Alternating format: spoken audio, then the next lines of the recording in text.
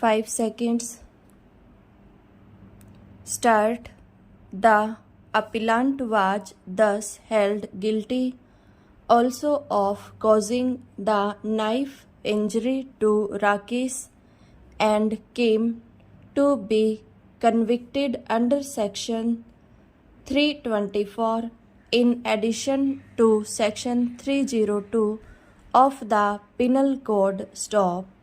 Under Section 324, he was sentenced to rigorous imprisonment for 1 year. Stop.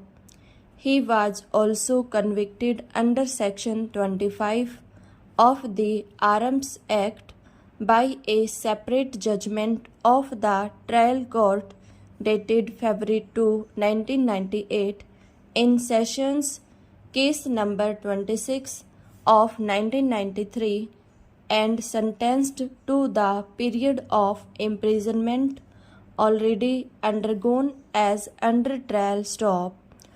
Against the two judgments of the trial court, 3 appeals were filed in the High Court. Stop.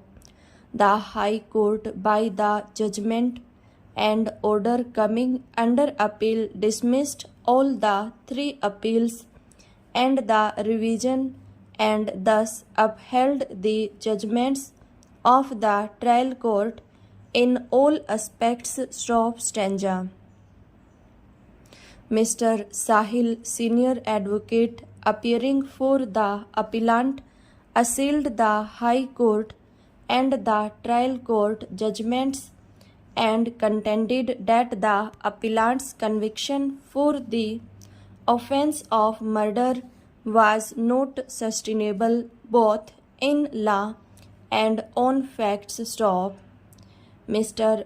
Sahil submitted that there were at least 4 circumstances that falsified and completely demolished the prosecution case. Stop.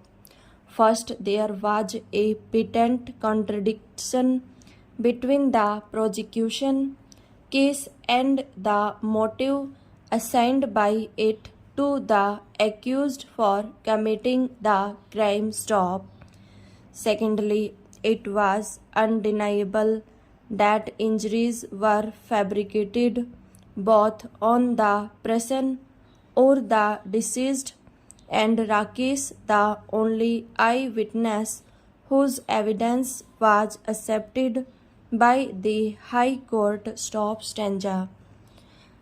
At the time when the plea was raised before the High Court that the impugned orders are vitiated on account of the non-supply of inquiry report, it would have been appropriate for the High Court to examine the averments made in the writ petition. Stop.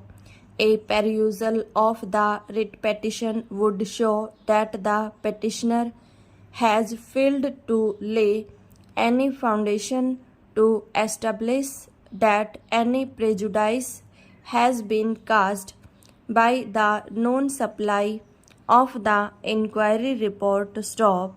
No prejudice was actually caused to the respondent. Stop. There was no failure of justice in the facts and circumstances of this case by non-supply of the inquiry report to the respondent. Stop. The punishment imposed on the respondent cannot be said to be disproportionate to the gravity of the charges proved against the respondent. Stop.